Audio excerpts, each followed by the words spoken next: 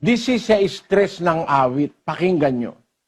Tungkol sa mga banal na nanga sa lupa, sila ang maririlag na mga kinalulugdan kong lubos. Ayon.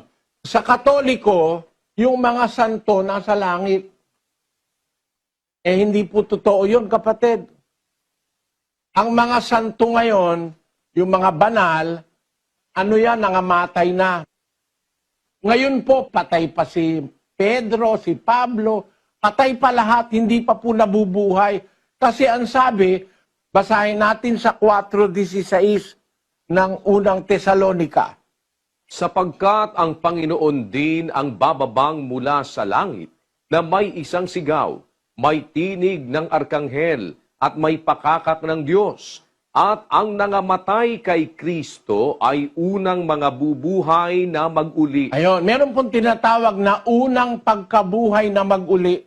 Yung lahat nung namatay kay Kristo.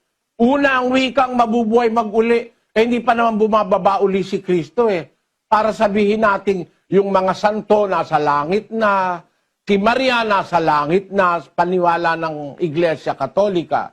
Hindi pa po sila nabubuhay. Mabubuhay lang sila pagbalik ni Kristo. Tandaan niyo po, mga kapatid, hindi po ako nangaatake, kundi sinasabi ko sa inyo yung nasa Biblia. Tandaan niyo po ang talata, 4:16 ng unang Tesalonika at 6:44 ng Juan. Basahin natin. Walang taong makalalapit sa akin, maliban na ang amang nagsugo sa akin, ang sa kanya'y magdala sa akin, at siya'y aking ibabangon sa huling araw. Ang pagbabangon po sa mga patay, magaganap sa huling araw na siyang pagparito ni Kristo. Hindi pa po nagaganap yan Kaya wala po sa langit ang mga santo. At yung mga santo, patay pa ngayon. Pero kung merong mga tao sa lupa na susunod sa Diyos, ang sabi ng Diyos, tungkol sa mga banal na nasa lupa, wala sa langit, nasa lupa pa Sila ang maririlag na mga kinalulugdan kong lubos. Kaluguran po ng Diyos, kaligayahan ng Diyos, na ang mga tao'y nagbabanal, naliligaya ang Diyos. Kaya pag nananalangin sila, maligaya ang Diyos. Gaya nung ating nabasa sa 15:8 ng Kawikaan. Ang hain ng masama ay kasuklam-suklam sa Panginoon, ngunit ang dalangin ng matuwid ay kanyang kaluguran. Ang dalangin ng matuwid ng banal ay kanyang kaluguran. Tuwing lalapit po tayo sa Diyos at mananalangin, nalulugod ang Diyos. Kaya para dun sa kapatid na meron daw siyang sama ng loob sa kanyang asawa, dahil babaerong masyado at sigaw ng sigaw, alisin mo po, kapatid. At saka mo ipanalangin yung asawa mo, baka magbago. Alisin mo yung sama ng loob, alisin mo yung pait, tapos manalangin ka para sa asawa mo na gumagawa ng kasalanan laban sa'yo, magagawa ng Diyos na baguhin ang isang tao, kapatid. Pagka ikaw ay mananalangin ng wala kang sama ng loob, o kaya ay mananalangin ka na sumusunod ka sa aral ng Diyos, makikinig ang Diyos.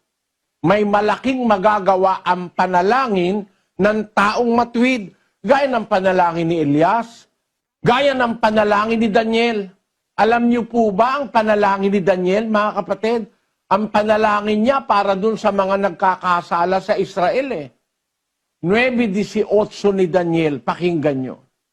O Diyos ko, ikiling mo ang iyong tainga at iyong dinggin, idilat mo ang iyong mga mata, at masdan mo ang aming mga kasiraan, at ang bayan na tinatawag sa iyong pangalan, sapagkat hindi namin inihaharap ang aming mga samo sa harap mo dahil sa aming mga katwiran, kundi dahil sa iyong dakilang mga kaawaan. Ayun, sabi ni Daniel, idilat mo ang iyong mata, Panginoon, ikiling mo ang iyong tainga, masdan mo ang aming kasiraan, tingnan mo kami, nasira na ang Israel.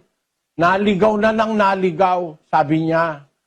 Kaya kami humaharap sa'yo, hindi dahil meron pa kaming katwiran, kundi humaharap kami sa'yo dahil sa dakila mong mga kaawaan.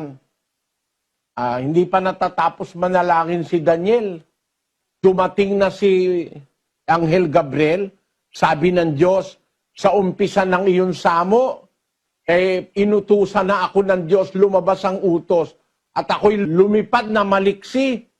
Di pa siya tapos manalangin, granted ng Diyos ang hinihingi ni Daniel na patawad para sa kanyang bayang Israel.